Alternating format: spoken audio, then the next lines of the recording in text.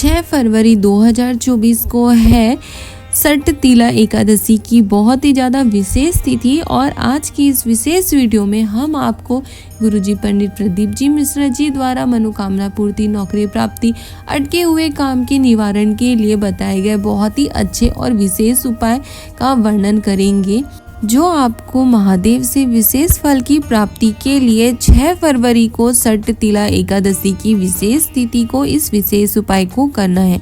गुरुजी ने साथ ही बताया है कि अगर आप एकादशी का व्रत पूर्ण नहीं कर पाते हो और उसका सारा पुण्य व्रत करने का सारा फल आप प्राप्त करना चाहते हो, आप चाहते हो कि शिव जी आपको उस एकादशी व्रत करने का पुण्य, उसका फल प्रदान करें, तो इसके लिए आपको बस एक काम कर लेना है। और वो एक काम क्या है, वो आपको आज की इस वीडियो के अंत में प्राप्त हो जाएगी। तो चलिए जानते हैं कि पहला उपाय गुरुजी ने कौन से बताया है। तो गुरुजी ने कहा कि अगर आपका कोई काम अटक रहा है, आगे नहीं बढ़ रहा है, आप बहुत समय से उस काम को आगे बढ़ाने में लगे हुए हो, बट किसी न किसी कारण से कुछ ना कुछ बाधा आ जाती है और वो आपका काम अटक जाता है, या कोई जानबूझकर आपके उस काम को रोक रहा है, तो उसके लिए आपको ये एक शमी पत्र वाला विशेष उपाय करना है।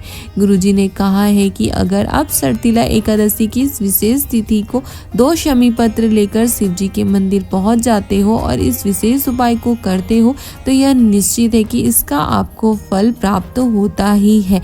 आपके सारे अटके काम, आपकी सारी बाधाएं दूर हो जाती है। तो शिव जी के मंदिर पहुंचकर आपको सबसे पहले शिव जी के शिवलिंग पर एक शमी पत्र अर्पित करना है।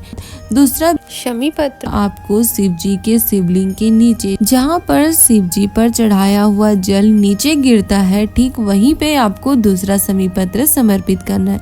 आप वीडियो में भी देखकर समझ सकते हो कि कहाँ पर आपको शमी पत्र समर्पित करना है।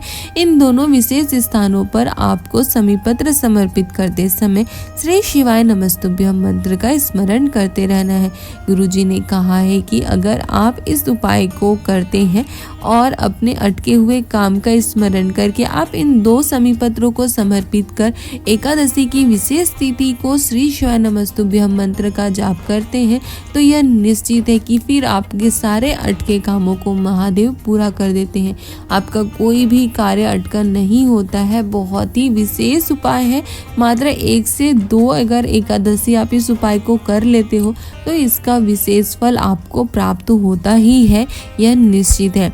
एक बार आप इस एकादशी को, इस उपाय को करके देखिए। अगर आपने और भी उपाय कर चुके हैं, अगर आपको इसका फल प्राप्त नहीं हुआ है, फिर भी आप एक बार इस उपाय को करके एक और बार जरूर देख। यह निश्चित है कि इस बार आपके सारे अटके काम जरूर बन जाएंगे।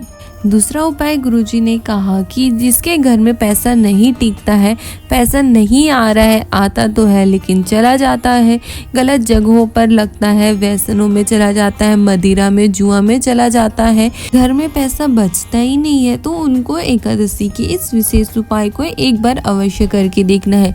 शिव महापुराण की इस विशेष 7 बेलपत्र और 1 कलश गंगा जल वाले जो उपाय को जो भी करता है, यह निश्चित है कि उसका फल उसको महादेव अवश्य ही प्रदान करते हैं। बहुत ही आसान सा उपाय है। आपको मात्र 1 कलश गंगा जल लेना है। 1 कलश गंगा जल नहीं है तो कोई बात नहीं, आप 1 कलश साफ जल लेकर उसमें थोड़ा सा गंगा जल डाल सकते हैं। आपको 1 कलश जल और 7 बेलपत्र लेकर शिव जी के मंदिर पहुंच जाना है। शिव जी के मंदिर पहुंचकर आपको उन 7 बेलपत्री को, आप जो कलश का जल लेकर गए हैं गंगा जल, उसमें आपको डाल देना है। गंगा जल में 7 बेलपत्री को डालने के बाद आपको उस कलश के जल को शिव जी के शिवलिंग के सामने बैठे नंदीश्वर भगवान के चरण पर आपको उस कलश के जल को समर्पित कर देना। नंदीश्वर भगवान के चरणों पर जल समर्पित करते समय आपको स्मरण रखना है, ध्यान देना है कि बेलपत्री न गिरे, आपको सिर्फ जल समर्पित करना है। जब पूरा जल आप नंदीश्वर भगवान के चरणों में समर्पित कर दे, तो उसके बाद आपको उस कलश से 7 बेलपत्री को निकाल लेना है और फिर अपने घर की स्थिति को महादेव से कहते हुए, अपने कष्टों को महादेव से कहते हुए, अपने धन की समस्या को, जो गलत जगहों पर धन जा रहा है, व्यसन में, जुआ में जो धन जा रहा है, उसे रोकने के लिए महादेव से निवेदन करते हुए आपको उस 7 बेलपत्री को शिव जी के शिवलिंग के ऊपर चढ़ा देना लेना है। शिव महापुराण की कथा वर्णन करती है कि जैसे ही आप इस उपाय को करते हो, एकादशी के दिन इस विशेष उपाय को करते हो, तो उसी दिन से उसी समय से आपके घर में पैसा रुकना शुरू हो जाता है। और जो पैसा गलत जगहों पे, मदिरा में, जुआ में, व्यसन में या गलत जगहों पे जहाँ भी जा रहा होता है, वो रुकना शुरू हो जाता है और आपके घर में पैसे आने लगते हैं। फिर आपको कभी भी जीवन में पैसे की कोई भी समस्या नहीं आती है। बहुत ही विशेष उपाय है और बहुत ही आसान सा उपाय है जो आप एकादशी के दिन कर सकते हैं। अगर आपके जीवन में बहुत ज़्यादा कर्जा बढ़ गया है, कोई से आपने कर्जा लिया है और आपके पास पैसे नहीं आ रहे उसे चुकाने के लिए, या आपने किसी को पैसे दिए हैं वो आपको लौटा नहीं रहा है, तो भी आप इस 7 बेलपत्र और 1 कलश गंगा जल वाले विशेष उपाय को एकादशी की इस विशेष तिथि को कर सकते हैं और महादेव की कृपा प्राप्त कर सकते हैं। तीसरा उपाय गुरुजी ने कहा कि अगर आपके जीवन में बहुत सारी परेशानियां आ रही है, कोई रास्ता नज़र नहीं आ रहा है, कोई काम अटक रहा है, कोई मनोकामना है जो पूरी नहीं हो रही है, बहुत दिन से आप लगे हुए हो फिर भी आपका वो काम नहीं हो रहा है, आपकी मनोकामना महादेव तक नहीं पहुंच रही है, तो आपको एकादशी के दिन इस शिव शक्ति वाले विशेष उपाय को करना है। एकादशी के दिन की विशेष तिथि के इस विशेष शिव शक्ति वाले उपाय को करने के लिए आपको मात्र 1 कलश जल लेकर शिव जी के मंदिर जाना है। फिर आपको इस कलश के जल को शिव जी पर एक विशेष क्रम से अर्पित करना है। इसके लिए सबसे पहले आपको जल जलाधारी के दाएं तरफ गणेश जी के स्थान पर समर्पित करना है। फिर आपको जलाधारी के बाएं तरफ कार्तिकेय जी महाराज के स्थान पर जल समर्पित करना है। फिर आपको जलाधारी के बीच में माता अशोक सुंदरी के स्थान पर जल समर्पित करना है।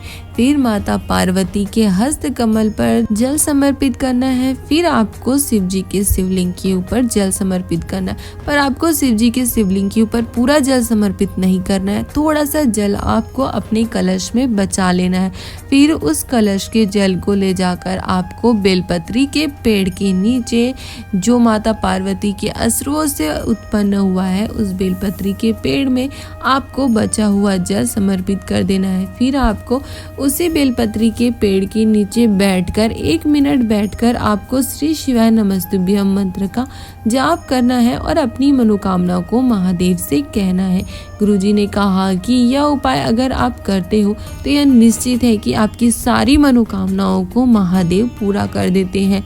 माता पार्वती स्वयं महादेव से निवेदन करती है और आपकी सारी मनोकामनाओं को पूरा करती है। बहुत ही विशेष उपाय है। इस एक विशेष उपाय को करने से आपको शिव और शक्ति दोनों की विशेष कृपा प्राप्त हो जाती है। आपकी कोई भी कामना हो, छोटी से छोटी कामना हो या बड़ी से बड़ी कामना हो, शिव शक्ति के इस विशेष दिन के इस विशेष उपाय को आप करने से बिल्कुल भी ना चूके। स्वयं माता पार्वती यह सुनिश्चित करती है कि महादेव आपकी सारी मनोकामनाओं को पूरी करे। बहुत ही आसान सा और बहुत ही विशेष उपाय है। इसका फल आपको निश्चित ही प्राप्त होता है। अगर कोई भी कामना हो तो आप इस सरतिला एकादशी की विशेष तिथि के विशेष उपाय को अवश्य करें। तो ये थी एकादशी के दिन किए जाने वाले गुरुजी द्वारा बताए गए कुछ विशेष उपायों की जानकारी, जो आपको कल यानी कि 6 फरवरी को शर्तिला एकादशी की विशेष तिथि के इन विशेष उपायों को करना है। अब जानते हैं कि वो कौन सा एक काम है जिसे करने से आपको एकादशी का व्रत किए बिना ही एकादशी व्रत करने का पूरा पुण्य, उसका पूरा फल प्राप्त हो जाता है। तो गुरुजी ने बताया है कि शिव महापुराण की कथा वर्णन करती है कि अगर आप एकादशी का व्रत करते हो तो आपको मृत्यु के बाद सीधे मोक्ष की प्राप्ति होती है। धार्मिक मान्यताओं के अनुसार एकादशी व्रत का बहुत ही विशेष महत्व और एकादशी व्रत फलदायक होता है। तो गुरुजी पंडित प्रदीप जी मिश्रा जी ने एक बहुत ही अच्छा उपाय बताया है जिससे आपको एकादशी व्रत किए बिना ही एकादशी व्रत का फल, उसका पुण्य प्राप्त हो जाएगा। तो गुरुजी ने कहा कि अगर आप एकादशी व्रत नहीं करते हो, लेकिन अगर आप कोई एकादशी व्रत कर रहे हैं, आपके आजू बाजू में कोई एकादशी का व्रत रखता है और आप उसके मुख का दर्शन मात्र कर लेते हो, तो शिव महापुराण की कथा वर्णन करती है कि आपको भी एकादशी व्रत करने का पूरा पुण्य, पूरा फल प्राप्त हो जाता है। बहुत ही आसान सा तरीका है। कोई भी अगर आपके आसपास एकादशी व्रत करता होगा तो आप उसके मुख का दर्शन कर लीजिए, आपको भी एकादशी व्रत करने का पुण्य, उसका फल प्राप्त हो जाएगा। तो ये थी सठ तिला एकादशी की विशेष जानकारी। अगर आपको आज की एकादशी की ये सारी जानकारी अच्छी लगी हो, उपाय की जानकारी अच्छी लगी हो, आपके लिए उपयोगी हो, तो आप हमारे वीडियो को लाइक कर सकते हो और अपने परिवार वालों के साथ या अन्य शिव भक्तों के साथ इसे शेयर भी कर सकते हो, ताकि उन्हें भी गुरुजी द्वारा बताए गए एकादशी के इन सारे उपायों की जानकारी प्राप्त हो सके और वो भी इसे करके महादेव का आशीर्वाद प्राप्त कर, शिव शक्ति का आशीर्वाद प्राप्त कर अपने जीवन के सारे रोगों को, कष्टों को दूर कर अपने जीवन में आनंद और सुख की प्राप्ति कर सके। हर हर महादेव।